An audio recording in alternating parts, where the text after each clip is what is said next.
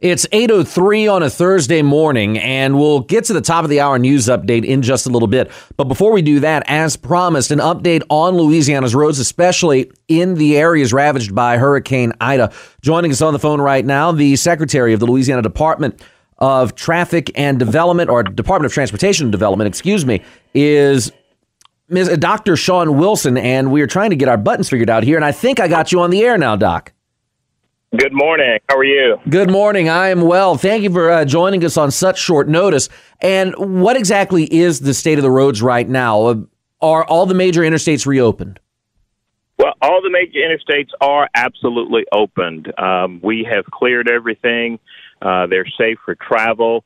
Be mindful that you still may find some debris on the side of the roads where we're picking up tree branches and things that may have still fallen or been immediately cut and pushed to the side.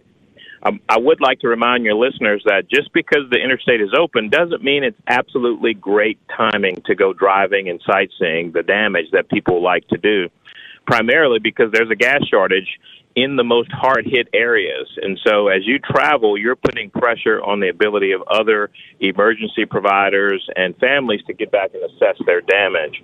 And then most importantly, know that we still have a great deal of emergency response equipment, search and rescue equipment, as well as setting up life for folks who are going to live there.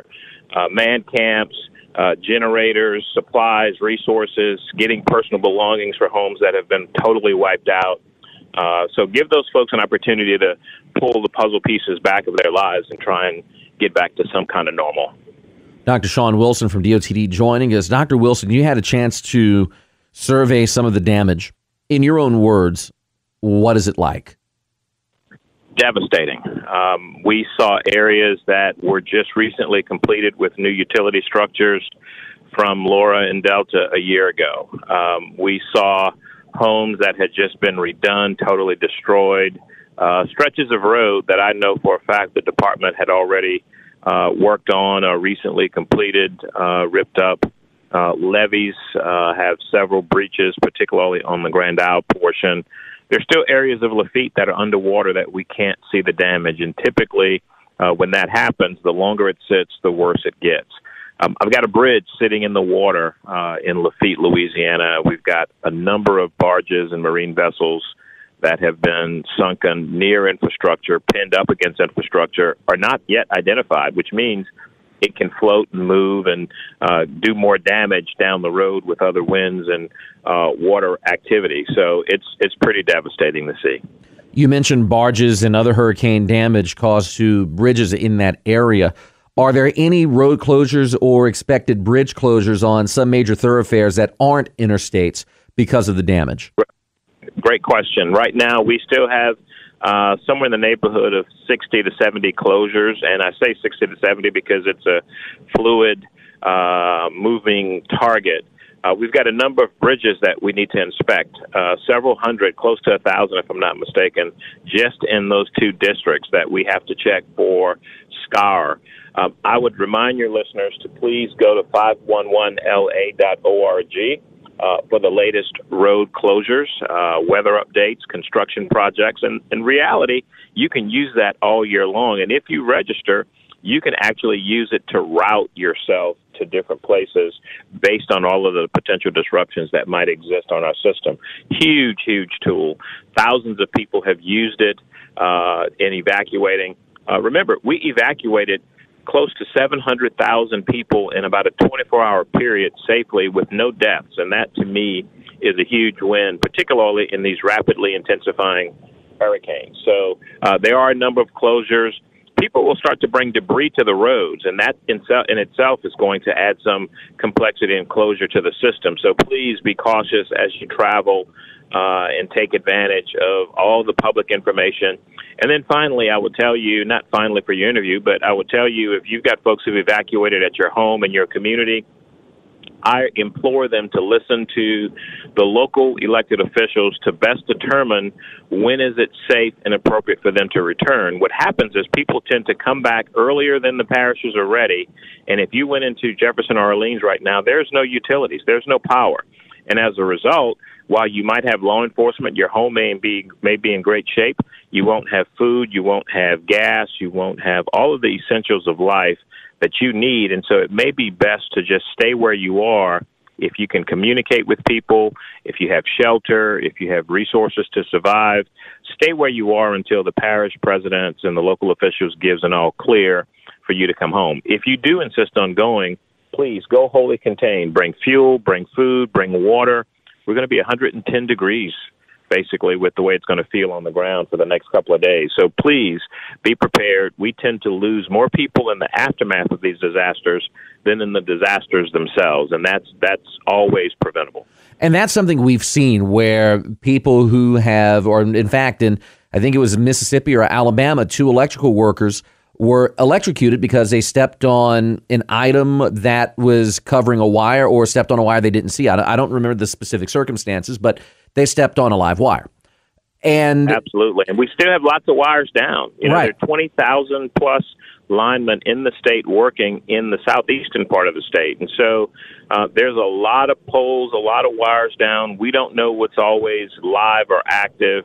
And it can be deadly. Same thing with generators. A lot of people are going to go and use generators. Putting gas in a hot generator is absolutely not smart. It's not the thing to do. And so if you're going to take those kinds of risks, please be prepared. We lost more people in Laura as a result of generator issues or carbon monoxide poisoning than we did from the effect of the devastating hurricane. There were only 2 reported deaths from this hurricane, and I suspect, or 2 confirmed deaths that coroners have declared were related to the hurricane.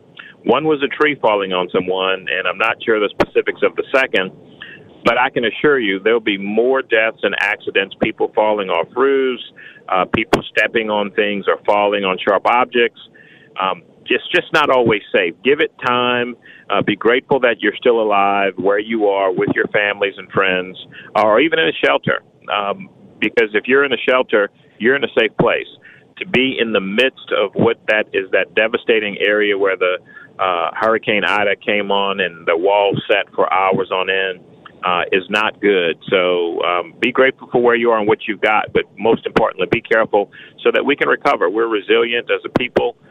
We care about ourselves and our communities, and we want to rebuild, but we want to do it safely and we want to do it smartly. Dr. Shawn Wilson from DOTD joining us. You mentioned down wires on roads. I'm guessing there's still down trees and other debris covering roads all across southeastern Louisiana. Any idea how long it'll take DOTD to clear those roads and to get everything fully opened again? Great question. So just yesterday we were with the governor and walking out of an East EOC meeting, a big piece of metal blew out of a tree and almost hit people. So, yeah, you're right. There's still debris on the road. We've done our initial cut and push. We expect to have it completed 100% by this weekend. The debris monitoring and the debris hauling will pick up on Saturday, Friday in some areas, and we're primarily going to be picking up vegetative debris. That will make it easier and safer for folks to return home. And then when they return home, they'll start to clean up their own properties and bring that to the road, and we'll be there to pick that up. Or your locals, if you're on a local road, will be there to pick that up. Simultaneously, we're going to be dealing with signs and signals. Imagine the million signs and the thousands of signals that we have that provide order and education and information are all gone in many cases. So we're going to have to reconstitute all of the public information and public education and regulatory elements so that we can have order. Remember, if you're at a four-way stop or a signal that is not working, you have to treat it like a four-way stop. Be patient. We're coming to fix them, but that takes time, along with the inspection of bridges. And all of that's going to take time. This is going to be a long cleanup process. We were 6 to 7 months into picking up debris after Laura and Delta. And so we expect that this will be equally challenging and time-consuming as people pick up the pieces and put their lives back together.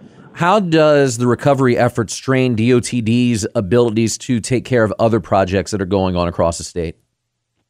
Well, contrary to what people believe, this is what we do. We are primarily an operations agency. We contract out the vast majority of the work that you see building new roads, and I'm traveling on I-10 right now. We have DOTD inspectors on this job here in Lafayette, but it's almost 80%, 90% private sector employees that are going to be returning to work. when we have these incidents, we actually use all of the staff that's already built in to clean ditches, to mow grass, to change signals, to repair guardrails.